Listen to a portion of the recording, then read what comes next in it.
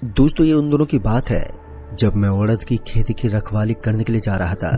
मैं खेत की तरफ जा ही रहा था कि तभी मेरे दोस्त संजय का फोन आ गया। तो मैंने फोन उठाया तो उसने कहा कि कल चल रहे हो ना प्रयागराज। फिर मैंने कहा कि नहीं भाई मैं नहीं जा सकता, मुझे घर पर कुछ काम है, घर से 1 हफ्ते तक मैं कहीं नहीं जा सकता। मैं संजय से बातें करते हुए अभी जा ही रहा था कि तभी मुझे ऐसा लगा कि कोई मेरे पीछे आ रहा हो और मैं वहीं पर जमसा गया और मैंने डरते हुए पीछे की तरफ देखा तो पीछे कोई भी नहीं था। फिर मैंने चारों तरफ घूमकर देखा तो वहां पर कोई था ही नहीं और अब संजय फोन पर हेलो हेलो किए ही जा रहा था। फिर मैंने संजय से कहा कि हाँ भाई। तो संजय ने कहा कि कहाँ पर गायब हो गए थे, मैं हेलो हेलो किए जा रहा हूँ पर तुम्हारा कोई जवाब ही नहीं आ रहा है, कुछ काम में लगे थे क्या। अभी मैं बात ही कर रहा था कि तभी सामने चरी के खेत के अंदर से सनसनाहट की आवाज आई और ऐसा लग रहा था कि कोई चरी के अंदर नाच रहा हो। ये सब देखकर मैं बहुत ही ज्यादा डर गया और मैं वहीं पर रुक गया। डर की वजह से मेरे लफ्ज नहीं निकल रहे थे। फिर संजय ने फोन काट दिया और अभी मेरी नजरें उस खेत की तरफ ही थी कि तभी उस खेत के अंदर से किसी के आने की आहट आई तो मेरे दिल की धड़कनें अब और भी तेज हो गई थी। जब वो सामने निकल कर आया तो मैंने देखा कि ये तो एक कुत्ता है, जिसे देखकर मेरी जान में जान आई। फिर मैंने सोचा कि मैं तो यूं ही खामखा डर रहा था, शायद ये सब मेरा वहम था। फिर मैं खेत की तरफ जाने लगा और जब मैं खेत में पहुंचा तो मैंने देखा कि खेत में बहुत सारी नीलगाय खड़ी थी। फिर मैं खेत में जाकर उन सभी को भगाने लगा और उन सभी को भगाकर मैं अपनी मचान की खाट पर आकर लेट गया और मैंने अपनी घड़ी में समय देखा तो अभी रात के 10 बज रहे थे और इसी बीच मेरी आंख लग गई और जब मेरी आंख खुली तो मैंने घड़ी में समय देखा तो अब रात के 1 बज रहे थे। तभी मेरी नजर खेत की तरफ गई तो मैंने देखा कि खेत के पिछले वाले भाग में कोई था पर रात के अंधेरे की वजह से कुछ साफ साफ दिखाई नहीं दे रहा था। फिर मैंने सोचा कि शायद खेत में कोई जानवर पड़ा है। फिर मैं उसे देखकर मचान से नीचे उतर ही रहा था कि तभी अचानक से नीचे एक काली बिल्ली आ गई और वो बिल्ली बहुत ही अजीब तरह की दिख रही थी, जिसे देखकर मैं वहीं पर ठप हो गया और मेरे दिल की धड़कनें अब बहुत ही ज्यादा तेज हो गई थी। फिर मैं उस बिल्ली को भगाने की कोशिश करने लगा पर वो बिल्ली मेरी तरफ ही देखे जा रही थी। वो मुझे ऐसे देख रही थी जैसे कि मुझ पर वो हमला करने वाली हो। फिर से मैंने उस बिल्ली को भगाया तो वो बिल्ली वहां से चली गई। तो फिर मैं अपनी लाठी को लेकर नीचे उतरा और उस खेत की तरफ जाने लगा। जब मैं खेत के पिछले भाग पर पहुंचा तो वहां पर कोई नहीं था पर रात के अंधेरे में मुझे कुछ साफ साफ दिखाई नहीं दे रहा था। फिर मैं उसके पास जाने लगा और आवाज देते हुए उसकी तरफ ही जा रहा था कि तभी मैंने देखा कि वो एक औरत थी। जैसे मैं उस औरत के पास जा रहा था तो वो औरत उतना ही दूर जा रही थी। मैं उसका पीछा करते करते एक खजूर के पेड़ के पास पहुंच गया और उस पेड़ के पास पहुंचते ही वो औरत गायब हो गई। उसे गायब हुआ देखकर मैं थोड़ा हैरान हो गया कि आखिर वो औरत कहां पर गायब हो गई। फिर मैंने जैसे पीछे मुड़कर देखा तो वो औरत मेरे सामने ही थी, जिसे देखकर मेरे हाथ पर कांप रहे थे और उस औरत की शक्ल इतनी भयानक थी कि मैं वहीं पर जमसा गया और उसके साथ वो बिल्ली भी और कुत्ता भी था। तभी उस औरत ने मेरा गला पकड़ लिया तो मैं जोर से चिल्लाया और उसे एक तेज चीख के साथ अचानक ही मेरी आंख खुली तो उस वक्त आसमान बादलों से घिरा हुआ था और पिंटू मुझे आवाज दे रहा था, अरे भाई उठ जा, सुबह हो गई। फिर मैंने देखा कि मैं मचान के खाट पर था और अभी भी मेरे हाथ पर कांप रहे थे। तभी पिंटू आवाज देते बोला, अरे सुरेश भाई उठ जाओ, सुबह के 6 बज गए हैं। पर ये मुझे समझ में नहीं आ रहा था कि ये मेरा सपना था या फिर हकीकत, क्योंकि पहले ऐसा कभी हुआ ही नहीं था। फिर मैं मचान के खाट से नीचे उतर कर आया तो पिंटू ने कहा कि आज तो तुम बहुत गहरी नींद में थे, कितनी बार मैंने आवाज दी पर तुम्हारा कोई जवाब ही नहीं आया। फिर जैसे मैं घर जा रहा था कि तभी तुम एकदम से उठ गए। फिर मैंने सोचा कि पिंटू को मैं ये बात बता देता हूँ। अभी मैं यही सोच रहा था कि तभी पिंटू ने कहा कि बहुत घबराए हुए हो, कोई बुरा सपना देख लिया है क्या। जिस पर मैंने पिंटू से कहा कि नहीं यार ऐसा कुछ भी नहीं है।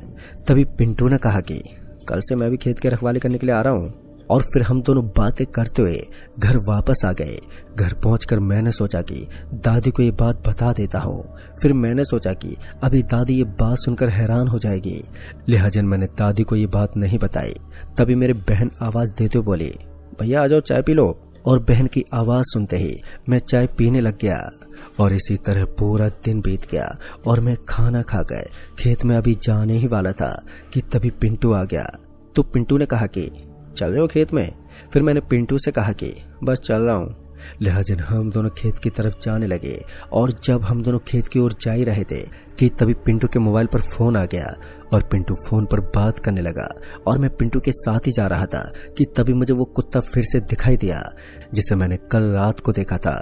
उस कुत्ते को देखकर अब मैं बहुत ही ज्यादा डर गया। मैं पिंटू को बताने ही वाला था कि तभी वो कुत्ता वहां से गायब हो गया और ये देखकर मैं थमसा गया। तभी पिंटू का फोन कट गया और मैं वहीं पर खड़ा हो गया। तो पिंटू ने कहा, अरे भाई क्या हुआ जो तुम वहां पर खड़े हो गए? फिर पिंटू मेरे पास लौट कर आया तो मुझे घबराया वो देखकर पिंटू ने कहा, हाँ भाई क्या हुआ?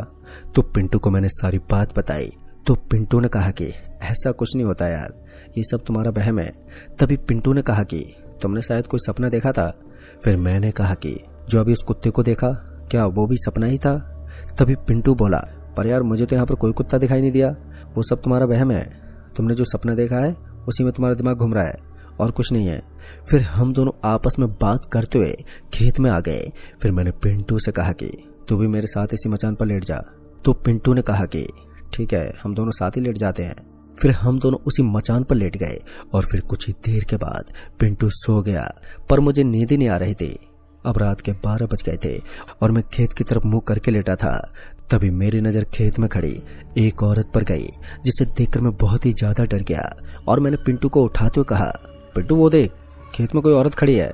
पर पिंटू उठ ही नहीं रहा था। फिर मैंने पिंटू को झंझोरते उठाया तो पिंटू ने कहा कि क्या हुआ भाई? तो मैंने पिंटू को हाथ दिखाते हुए कहा, वो यार खेत में कोई औरत खड़ी है। जिस पर पिंटू ने कहा कि इतनी रात को ये कौन औरत है जो खेत में खड़ी है? फिर मैंने सोचा कि कहीं ये वो औरत तो नहीं जिसे कल सपने में देखा था। फिर पिंटू मचान से उतरकर उस औरत के पास जाने लगा तो मैंने पिंटू से कहा कि यार वहां पर मत जाओ। पर पिंटू ने मेरी कोई बात नहीं सुनी और वो उस औरत की तरफ जाने लगा और मैं भी पिंटू के पीछे पीछे जाने लगा और वो औरत खेत से निकलकर उस पेड़ की तरफ जाने लगी और उसके पीछे पीछे पिंटू भी जा ही रहा था। मैं पिंटू को बुला ही रहा था पर पिंटू ने मेरी बात नहीं सुनी। जब वो औरत उस पेड़ के आगे गई तो वो औरत वहां से गायब हो गई। तभी उसके पीछे पीछे पिंटू भी उस पेड़ को पार करने के बाद अब वो भी गायब हो गया था। उसे गायब हुआ देखकर अब मैं बहुत ही ज्यादा डर गया। जब मैं उस पेड़ के पास गया तो उस पेड़ के पास एक दरवाजा था और उस दरवाजे को देखकर मैं शॉक में आ गया कि पहले तो यहाँ पर कोई दरवाजा नहीं था, तो ये दरवाजा कहाँ से आ गया? और उस दरवाजे के अंदर पिंटू जाता हुआ दिखाई दे रहा था। फिर मैं भी बिना सोचे समझे उस दरवाजे के अंदर गया। तो जब मैं उस दरवाजे के अंदर गया तो मैंने देखा कि वहां पर एक कब्रिस्तान था जिसे देखकर मेरे होश ही उड़ गए। फिर मैंने पीछे मुड़कर देखा तो वो दरवाजा भी अब गायब हो गया था और ये सब देखकर तो मैं बहुत ही ज्यादा डर गया कि अभी तो वो दरवाजा यहीं पर था, तो फिर वो दरवाजा कहाँ गायब हो गया? और अब वहां पर चारों तरफ कब्र ही कब्र थी और अब मुझे कुछ भी समझ में नहीं आ रहा था कि आखिर मैं किस जगह पर आ गया हूँ और अब पिंटू भी कहीं दिखाई नहीं दे रहा था। फिर मैं वहां से निकलने के लिए आगे की तरफ जाने लगा। मैं अभी आगे बढ़ ही रहा था कि तभी मैंने देखा कि कब्र के अंदर से एक औरत निकल रही थी जिसे देखकर मैं बहुत ही ज्यादा डर गया और वहीं पर कपकपाने लगा। तभी मैं वहीं पेड़ के पास छिप गया और देखते ही देखते उन कब्र में से सभी आत्माएं निकलने लगी और वो सभी आत्माएं वहां से कहीं पर जा रही थी। मैं अभी यही सोच रहा था कि मैं यहाँ से कैसे निकलूं। फिर मैं उन सभी के पीछे जाने लगा और मैं अब जा ही रहा था कि तभी मुझे पिंटू दिखाई दिया। तो मैं उसके पास गया तो मैंने देखा कि उसकी आंखें काली हो गई हैं और साथ ही वो बहुत ही अजीब तरह की हरकतें कर रहा था। मैं अभी पिंटू को कुछ बोल ही रहा था पर मुझे ऐसा लग रहा था कि वो मेरी बात को सुन ही नहीं रहा है। तभी एकदम से उसने मेरा गला पकड़ लिया, पर मैंने पिंटू से अपना गला छुड़ाने की बहुत ही कोशिश की पर पिंटू मेरा गला छोड़ ही नहीं रहा था।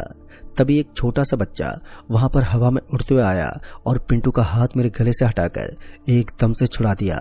तो मेरी जान में जान आई और पिंटू को उस बच्चे ने एक कब्र के अंदर बंद कर दिया। उस बच्चे को देखकर मुझे बहुत डर लग रहा था कि ये मुझे भी ना इस कब्र के अंदर बंद कर दे, पर उस बच्चे ने मुझे कुछ भी नहीं किया। फिर वो मेरे पास आया तो मैं पीछे की तरफ हटने लगा। तभी उस बच्चे ने कहा कि डरो मत, मैं तुम्हें कुछ नहीं करूंगा। तभी वो बच्चा अपने असली रूप में आ गया, जिसे देखकर मैं हैरान हो गया कि ये तो मेरा ही ताऊ का लड़का है जो 2 साल पहले गांव से लापता हो गया था। तभी उस बच्चे ने बताया कि मैं दोपहर में खजूर के पेड़ के पास खजूर खाने के लिए आया था, तो उस चुड़ैल ने मुझे पकड़कर यहाँ पर मेरी बलि दे दी। दोस्तों, ये सुनकर मुझे दुख तो बहुत हुआ, पर मैंने भी उसे अपनी सारी बात बताई तो उसने कहा कि तुम्हारे हाथ की एक उंगली कटी है, नहीं तो वो तुम्हारी भी बलि दे देती, जिस वजह से उसने तुम्हें छोड़कर पिंटू की बलि दे दी। अब तुम यहाँ पर आ गए हो तो शायद वो तुम्हें भी जिंदा ना छोड़े। फिर मैंने उस बच्चे से पूछा कि मैं यहाँ से बच के निकल सकता हूँ या नहीं, कि मेरा भी मरना निश्चित है। तो उस बच्चे ने बताया कि एक रास्ता है, पर वो बहुत ही खौफनाक रास्ता है, वहां तक पहुंचना बहुत ही मुश्किल है। तभी मैंने उस बच्चे से कहा कि कौन सा रास्ता है, बताओ मुझे। फिर उस बच्चे ने बताया कि जब वो चुड़ैल बलि दे रही होगी तो उसी वक्त वहां पे जाना होगा, तभी वो दरवाजा तुम्हें पीछे की ओर दिखाई देगा, और अगर उस दरवाजे तक तुम पहुंच गए तो यहाँ से निकल सकते हो। सिर्फ वही एक रास्ता है यहाँ से निकलने का, पर वहां पर पहुंचना बहुत ही मुश्किल है। जिस वक्त वो औरत बलि चढ़ा रही होगी तो वहां पर कुछ देर के लिए खामोशी पसर जाएगी और तुम वहां से निकल सकते हो।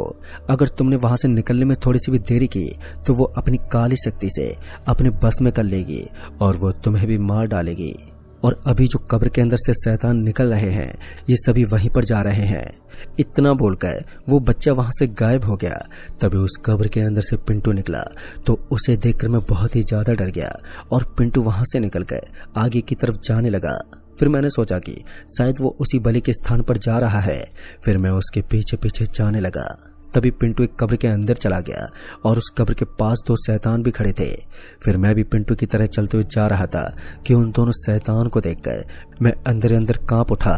मैं कब्र के अंदर जैसे ही जाने वाला था कि तभी उस शैतान ने अपना सन निकाल के मेरे सामने रख दिया, जिसे देखकर मेरी चीख निकलने ही वाली थी, पर मैंने अपनी चीख को रोक लिया और मेरे दिल की धड़कनें काफी तेज हो गईं। फिर मैं किसी तरह उस कब्र के अंदर चला गया और जब मैं कब्र के अंदर गया तो मैंने देखा कि कब्र के अंदर एक गुफा जैसी बनी हुई थी और उसके अंदर बहुत ही सारी डेड बॉडी पड़ी थी और सभी का सर धड़ से अलग था। उन्हें देखकर मैं बहुत ही ज्यादा डर गया। मैं डरते हुए उस गुफा के अंदर गया और अंदर पहुंचा तो वहां पर चुड़ैलों की भीड़ जमा थी, जिसे देखकर मैं वहीं एक दीवार के पीछे छिप गया। अब मुझे तो सिर्फ उस पल का इंतजार था जब वो चुड़ैल बलि देने वाली थी। वो सभी चुड़ैल हवा में उड़ रही थी और बहुत सारे कंकाल इधर से उधर घूम रहे थे। तभी मेरी नजर उस चुड़ैल पर पड़ी जिसे देखकर मैं यहाँ पर आया था। तभी कुछ चुड़ैल बलि देने के लिए पिंटू और पिंटू के जैसे 5 लड़कों को और लाई और बलि देने की प्रक्रिया चालू हो गई और सभी के सभी एक जगह पर इकट्ठा हो गईं। वो चुड़ैल पिंटू की बलि देने ही वाली थी कि तभी मैं चुड़ैल के बीच से बचते हुए उस चुड़ैल के पास गया। मेरे पास सिर्फ 2 मिनट ही थे यहाँ से निकलने के लिए, और जैसे उस चुड़ैल के मैं पीछे गया तो मैंने देखा कि वहां पर 3 दरवाजे थे। अब मुझे ये समझ में नहीं आ रहा था कि अब मैं किस दरवाजे से बाहर जाऊं और किस दरवाजे से नहीं। मेरे पास ज़्यादा समय नहीं था और तीनों के तीनों एक जैसे ही दरवाजे थे। फिर मैं बीच वाले दरवाजे के अंदर चला गया और फिर जब मैं उस दरवाजे से बाहर निकला तो मैंने पाया कि अब मैं उसी खजूर के पेड़ के पास हूँ। लिहाजन मैं तुरंत ही वहां से दौड़ा और सीधे अपने घर जाकर ही रुका। दोस्तों, उस दिन मेरी जान तो बच गई, पर उस दिन के बाद से मैं कभी भी खेत की रखवाली करने नहीं गया। आखिर वो क्या बला थी, ये चीज मुझे आज तक पता नहीं चली। तो दोस्तों, इस कहानी में बस इतना ही। कहानी आपको पसंद आई हो तो वीडियो को लाइक शेयर जरूर कर दें और साथ ही हमें नीचे कमेंट बॉक्स में जरूर बताएं। तो मैं आपका दोस्त राजकुमार जल्द ही मिलूंगा ऐसी एक और नई कहानी के साथ। तब तक के लिए बाय एंड टेक केयर।